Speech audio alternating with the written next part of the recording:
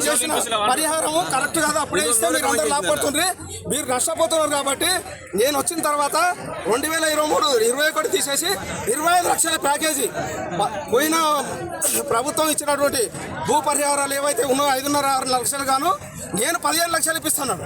15 లక్షలు ఇప్పిస్తున్నాడు.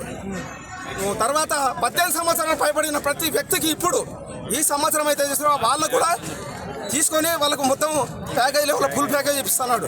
తర్వాత 25 లక్షలు మాట్లాడినాము.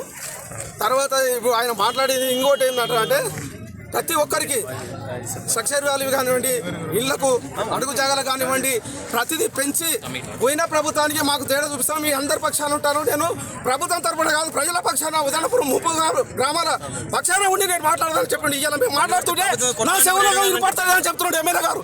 బోగస్ మాటలు మాట్లాడుతున్నాడు. ఇవన్నీ తప్పుల ప్రజలను మబ్బ పెట్టి ఇవాళ ప్రాజెక్టు అతని లబ్ధి కోసం ఇవాళ మమ్మల్ని అందరినీ తుంగరదొచ్చి ఇవాళ ప్రాజెక్టును పనిని కంప్లీట్ చేసుకోవాలనే ఉద్దేశంతో ఇలా ఉత్తమ్ కుమార్ గారు వచ్చిండ్రు. మా ముంపు బాధితుల పక్షాన ఒక్క మాట కూడా మాట్లాడలేదు. ఈరోజు మాత్రం మా గురించి ఒక్క మాట మాట్లాడలేదు. మీ ప్రభుత్వం మీరు చేస్తున్నామని గొప్పలు చెప్పుకోవడం కాదు, మాకు ముందు మీరు ఏ బోర్డు వచ్చినా ఏ ప్రభుత్వం వచ్చినా మీరు ప్రాజెక్టు అంటున్నారు. మాకు ప్రజలకు మా గురించి ముంపు బాధితులకు మా పరిహారాలు మీరు ఏమిస్తున్నారు?